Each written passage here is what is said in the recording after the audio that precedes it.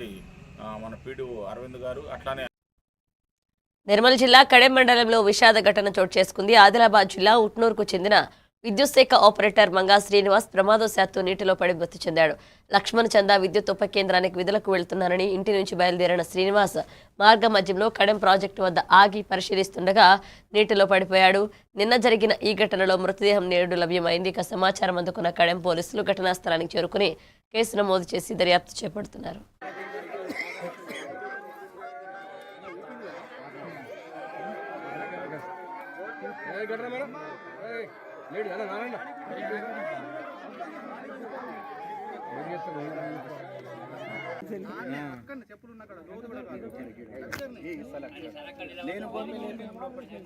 ఉన్నాడు సరా కానీ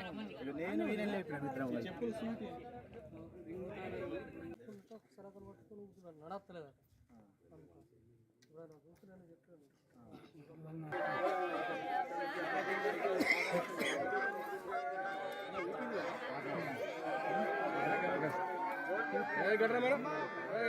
లేడు ఎలా నారాయణ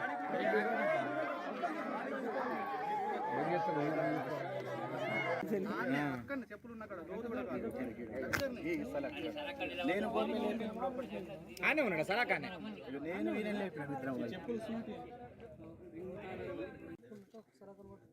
నడతలేదు